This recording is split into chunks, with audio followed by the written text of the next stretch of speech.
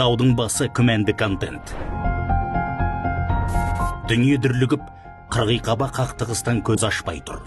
Әлемдегі 200-ге жуық мемлекеттің әрқайсында ахуал да, үрдіс те, саясат та құбылмалы. Бірақ алдағы жылдары жағдай ушықпаса, тұрақталмайтын түрі бар. Мәселен, жаһандық бейбітшілік индексі әлемде геосаяси ахуал күрделене түсетін болжайды. Тыныштығы бұзылған елдердің тізімін Йемен, Судан, Ауғанстан бастап тұр. Бірнеше жылдан бері мүдделер қақтығысының ошағына айналған Сирияда да әлі күнге аласапыран жалғасып жатыр. Экономикасы құлдырап, ел тозып, еңбекке қабілетті жастар босып кетті. Қанды қырғынның салдарын жою үшін қыруар қаржы ұзақ уақыт қажет.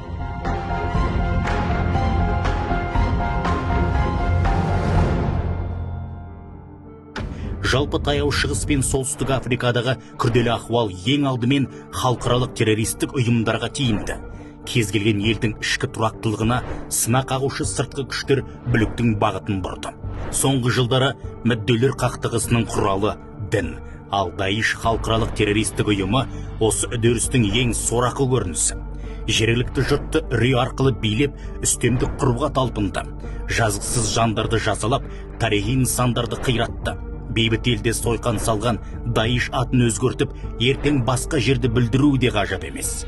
Көптеген білімсіз жастар мұндай шатақ идеологиялардың құрығына интернет арқылы әлігіп қалып жүрген жақсы білеміз. Қазір жатағым көсемдері құрбандығын көшеден емес, желден іздейді. Ал оның алдын алатын жол қоғамның күш біріктіру арқылы имани иммунитетін қалыптастыруы. Ол үшін әлеуметтік желдегі қауіпті контентті бөлісіп таратпау керек.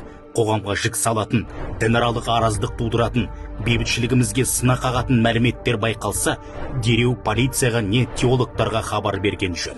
Әр қарай оны мамандар саралап, бұғаттайтын болады. Сол арқылы руханиятқа қастандық жасайтындардың көмейіне құм құйылмақ.